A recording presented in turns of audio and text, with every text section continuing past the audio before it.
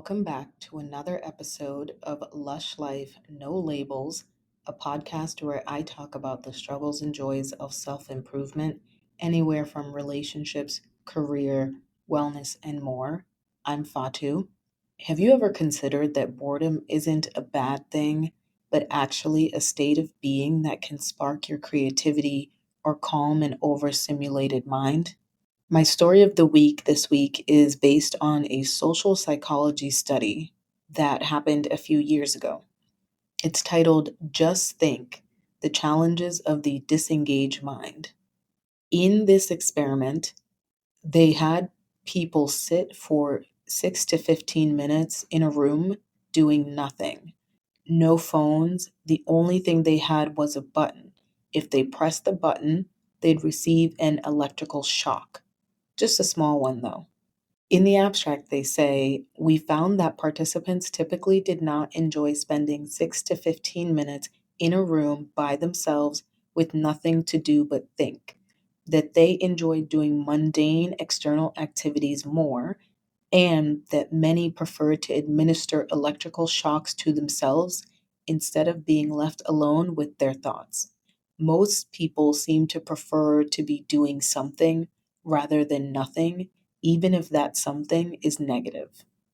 This was a pretty interesting experiment because the default mode is when you think about nothing, your mind starts to wander and you can start thinking about the meaning of life. You can start thinking about maybe some other things that may not be so positive, and that can make people uncomfortable. Also, the idea of doing nothing can make people feel anxious and can make them feel like they have to be doing something. I gotta say, I definitely sometimes feel uncomfortable when I'm bored. It's like I get this urge to have a look at something, listen to something, just to break the silence, which isn't good because I can build some not so good habits around that, including but not limited to scrolling on my phone or having different screens. Ultimately, it comes down to each person's natural variances and temperament and your desire for stimulus. Some people love sitting in silence and don't get bored from that. Sometimes I sit in silence and I'm completely content, but sometimes I don't want to sit in silence, even when I should take some time. So it really just depends on you and if you have a desire to try to figure out other ways to utilize your boredom to your benefit. In this episode, I will explore how boredom can force us to slow down and be introspective while also fueling us to change through creativity or calmness if that is something that you have a desire to do. Now, many of us see boredom as a negative thing, as something that needs to be fixed. Usually, it's defined as a lack of mental stimulation or purpose, which to me is not a failure, but more a signal from your brain. In our society, doing nothing is often seen as wasting time, especially in the US, where hustle culture is so popular. If you aren't doing something, people might define that as being lazy or unproductive, which is not always the case. And tying back to the research paper from my story of the week, psychology researchers like those folks say that boredom can activate the brain's quote default mode network, where imagination and problem solving come out. Because as humans, our brains are, of course, more evolved than other species, which is why we have the capacity to think the way that we do, to build our cities and all of these technologies that we use and rely on every day. But our culture today has created many ways to avoid boredom. There's constant simulation coming from phones, social media, multitasking, TV. When I say all of that, it makes me think about what we actually lose. We are an advanced society. We've developed medicines and treatments that make it possible for us to live longer than humans have ever lived before. So it's easy to say that we've gained a lot, and I agree with that. But part of this episode also has me thinking about what do we sacrifice in all of this? We get a constant dopamine rush from doing something all of the time, And since boredom does not provide that same rush, we don't like it. So let's say you go to the DMV and you have to sit there for 2 hours. You're probably going to get bored. And if you have your phone, you can scroll on there or play some games. But if you didn't have your phone or if you didn't look at it, you might feel like it's torture for those 2 hours to just sit there. And that's completely understandable. But in my opinion, when we are bored, it means we're unsatisfied with something or there's a lack of meaning for us in that moment. And I mentioned before, I'm someone who can sit in silence, but sometimes I really can't. So it really just depends on each of us and what makes us bored and what stimulates us. We've probably all heard and probably experienced our attention spans getting shorter and shorter because we're so used to seeing short form content that we engage with. I'm guilty of scrolling on my phone before I go to sleep, but then it's hard for me to sleep because my mind is racing or not calm enough after the scrolling. Sometimes I try to do many activities simultaneously, like playing a TV show while I am cooking or listening to a podcast while I am walking. For me, that gets me used to always having something playing in the background. I've also been guilty of looking at my phone when hanging out with people or feeling the need to check my phone when I am having a conversation with someone instead of just sitting there listening to them and not checking my phone.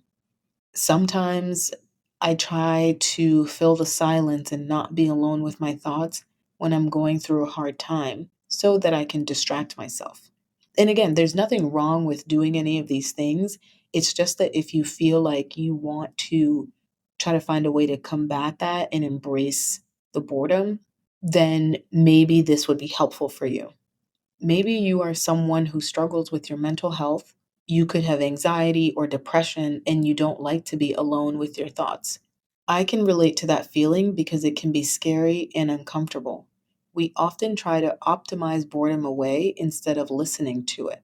We try to make it go away by introducing distractions instead of sitting with ourselves or with other people and seeing where our mind goes.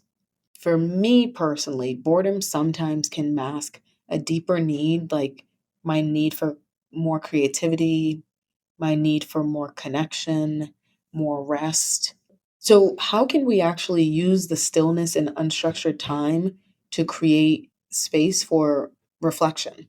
Let me tell you a story about someone who practiced boredom for 30 days.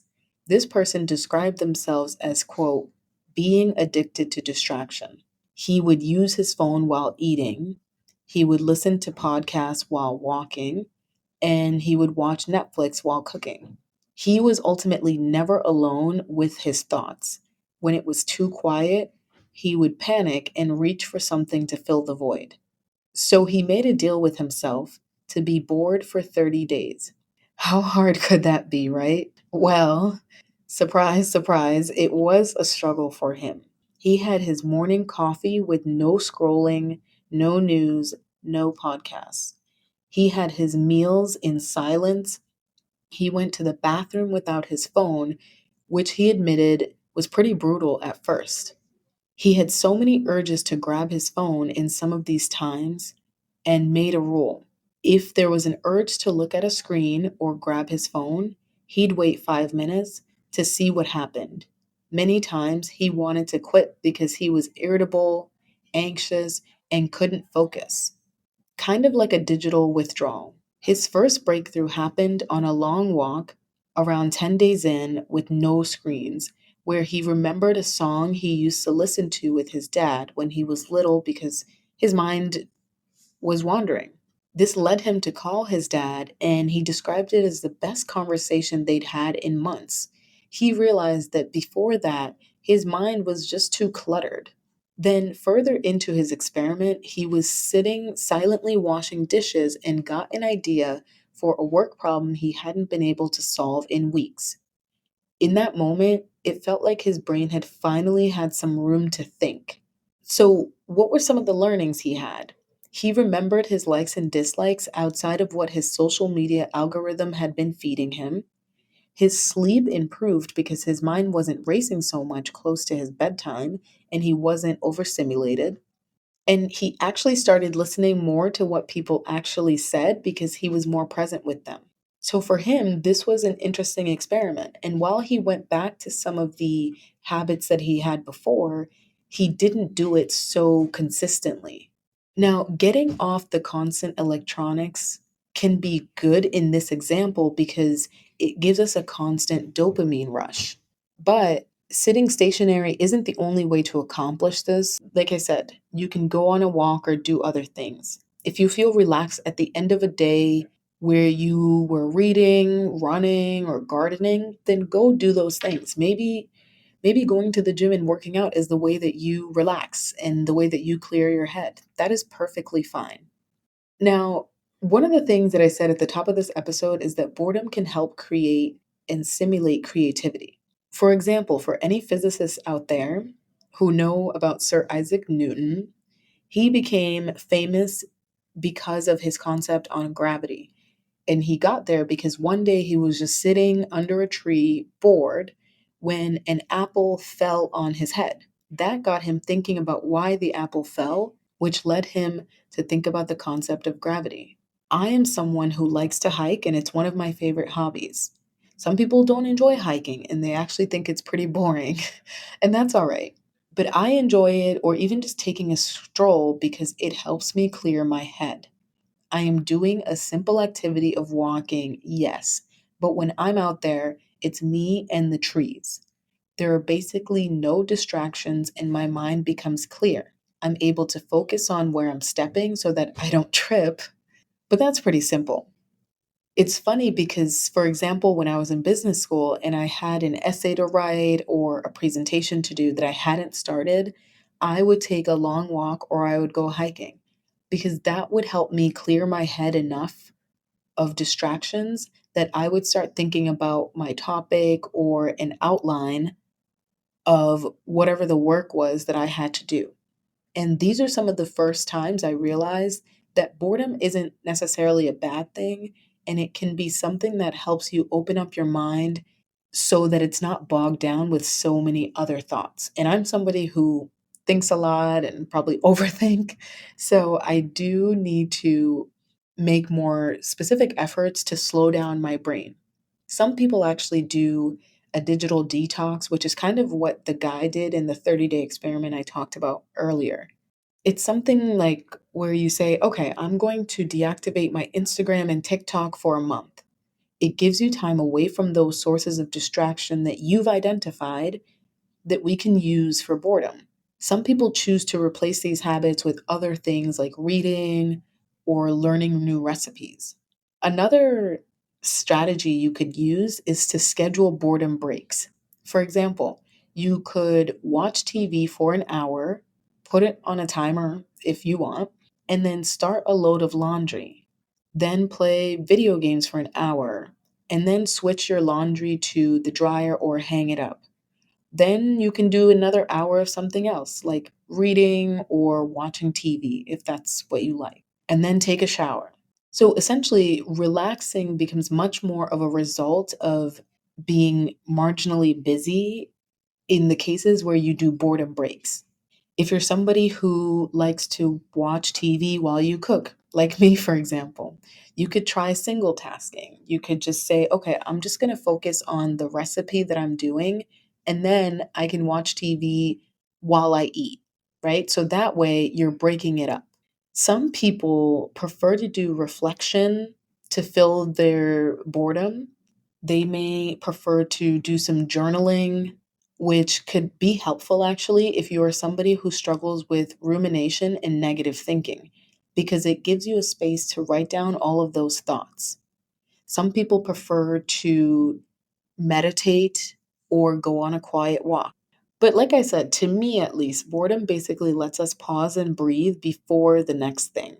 Maybe not while you're at the DMV, that might be a little too much, and you may definitely need a distraction on your phone. But just in other cases where you purposefully want to slow down your thinking and want to relax your mind. That's pretty much what these types of strategies would help you do for that type of boredom. It helps you relax, it helps your brain relax and clear before the next thing that you have to do. And again, it's not to say that you have to be bored all of the time, just sometimes, especially in those moments where you find it hard to be creative or think clearly. Maybe there's been a problem that you've been thinking about for a while and you really just don't know what to do next. Being bored and letting your mind wander or letting your mind not do anything might actually help you to think about what the next thing is that you want to do for that problem, because now that's really the only thing that you're thinking about. Bringing back what I said at the beginning as well is that in our society, being bored or sitting around and doing nothing can be seen as being lazy or unproductive. And I don't think that's true. I think if you're doing that all of the time and that's taking away from the work that you have to do, and the things that you have to do every day, then yeah, maybe you're being lazy and unproductive. But if it's just a case of my mind is always racing, or the example I gave of me scrolling on my phone before I go to sleep, which then actually keeps me from going to sleep, then yeah, maybe you need a solution like this where you just let your mind be bored so that it helps you sleep more, so that it helps you think about the important things in your life more. So ultimately, boredom to me is learning to be with yourself when nothing is happening. It forces us to think about what our restlessness might be telling us. I encourage you to turn your boredom away from avoidance and towards curiosity, at least for some of the time. So, a question for you is, when was the last time you allowed yourself to be bored? And I mean truly bored.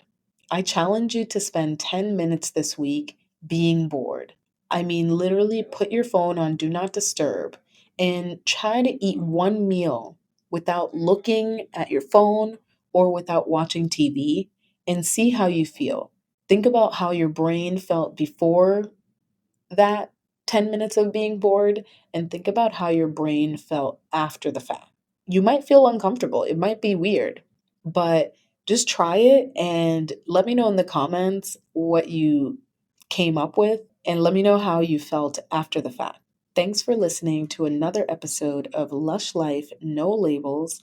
If this episode resonated with you, share it with someone who's been feeling stuck. Follow Lush Life No Labels for more honest conversations about the messy, beautiful work of self improvement. Cheers to your lush life, and see you later.